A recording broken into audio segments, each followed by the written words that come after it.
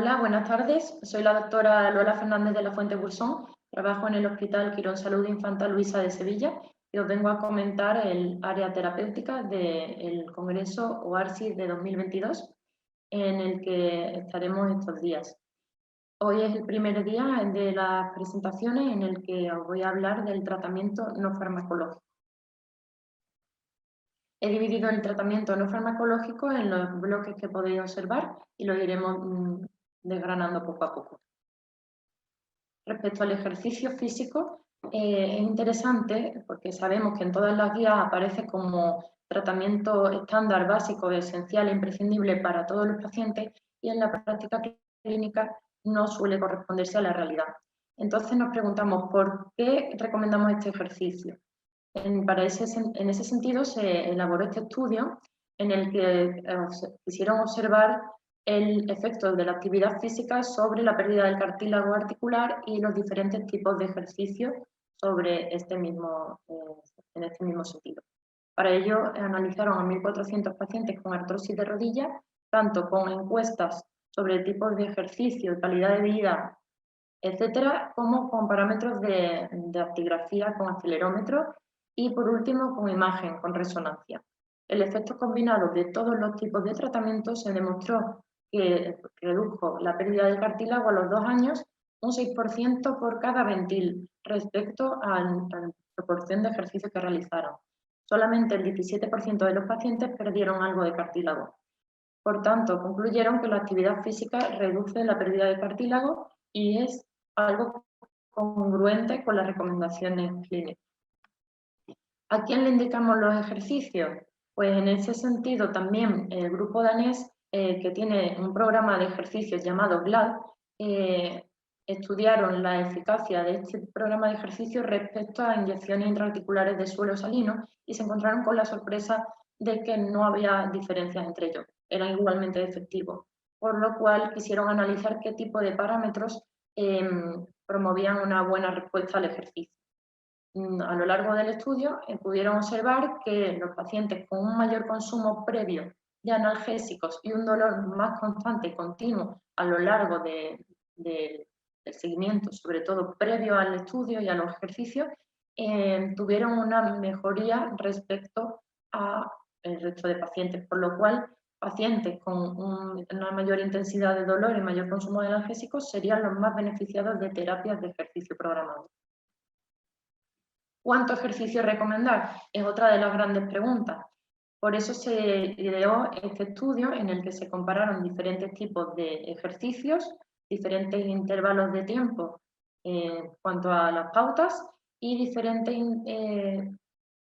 intervalos de tiempo a lo largo de la semana para decidir cuál era la pauta más idónea, más ideal para estos pacientes. Entonces se observó que de 746 pacientes, un 46% fueron respondedores y que en los pacientes que habían realizado el ejercicio entre 10 y 12 semanas tuvieron una mejoría respecto a los de 6-8 semanas con unos ratios de 6,3 y también sucedió lo mismo con pacientes que habían realizado ejercicios de entre 60 a 120 minutos por semana respecto a los que lo hacían durante más de 120 minutos por semana.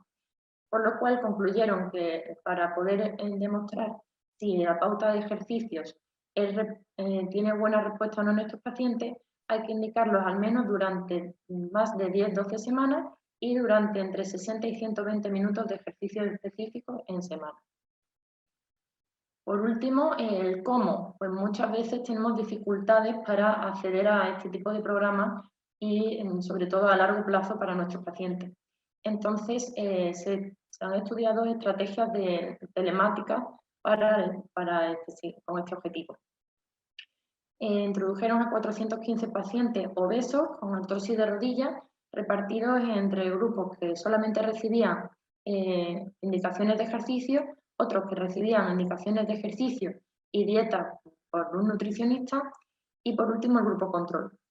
El seguimiento fue únicamente con videoconferencias y ambos programas demostraron ser superiores al grupo de control, tanto en dolor, función, calidad de vida y síntomas depresivos a los 6 y 12 meses, y en el grupo con dieta y ejercicio fue superior al de solo ejercicio con respecto a dolor, función, pérdida de peso y uso de analgésicos. Por tanto, ambos tipos de programas pueden ser una estrategia eficaz para nuestros pacientes, siendo superior la de terapia combinada con dieta y ejercicio. Respecto a las ortesis, solamente hay un único estudio en todo el Congreso, que es sobre las plantillas en la artrosis del primer metatarso falángica. Como sabemos, existen pocas guías para este tipo de enfermedades y menos aún indicaciones respecto a plantillas y estudios en ese sentido. Entonces, se plantearon un estudio en el que compararon plantillas conformadas adaptadas al paciente con plantillas planas sin ningún tipo de adaptación. En ambos tipos de plantillas se observó una mejoría muy similar, por lo cual concluyeron que las ortesis no son un tratamiento claramente efectivo para el manejo de la artrosis de primera metatarsofalángea y habría que buscar otras alternativas. Pues esto se mantuvo independientemente del material usado, el IMC, el daño radiológico y la movilidad celular. Con respecto a los nutracéuticos, tenemos a la cúrcuma, que muchas veces la recomendamos. Entonces quisieron determinar la efectividad en biomarcadores de sinovitis. Fueron comparados 70 pacientes, se dividieron entre cúrcuma y placebo durante 12 semanas con una respuesta humeral y analizando también estos parámetros de inflamación. Solamente se vio una disminución, aunque leve, del MMP3 y no hubo diferencia en el resto de parámetros inflamatorios como el TNF-alfa, la PCR y el IL-6, con lo cual concluyeron que el efecto de la cúrcuma no fue clínicamente significativo respecto a placebo.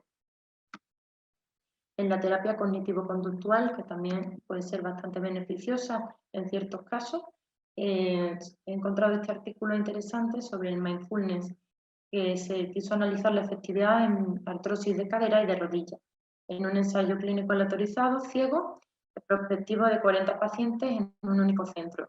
Se dividieron entre pacientes que recibieron sesiones de mindfulness de 2 horas y media en semana durante 8 semanas respecto a la práctica habitual. Se analizaron índices de dolor y calidad de vida en inicial y a los 3 y 6 meses. Se observó una reducción significativa de VAS, del EVA, a favor del grupo con mindfulness a los 6 meses, sostenida hasta los 6 meses. No se observó cambio en el resto de ítems, por lo cual en conclusión sacaron que únicamente se observó un beneficio en el EVA a largo plazo con mindfulness y no en el otro tipo de índices como el WOMAC, por lo cual sugieren que posiblemente eso sea influido por un mejor afrontamiento del dolor. Por último, respecto a las terapias alternativas, tenemos este estudio interesante de electroacupuntura en el que quisieron analizar la eficacia en parámetros de tanto histológicos como biomoleculares respecto al grupo control. Se dividieron a los ratones, esto fue en estudio en ratas, macho, en grupo control, grupo de artrosis inducida de rodilla, grupo de electroterapia y grupo de control electroterapia en el que ponían la acupuntura pero no transmitían el impulso eléctrico. Y se vio que hubo mejoría tanto en el aspecto macroscópico de las lesiones como el microscópico que podéis observar en la imagen y por último en parámetros de inflamación en ratones tratados con electroacupuntura respecto al grupo control. Por tanto, la electroacupuntura puede plantearse como una terapia efectiva para la reducción de la respuesta inflamatoria y daño cartílago articular. Muchas gracias por la atención, esto es todo por hoy, nos vemos mañana con más. Un saludo.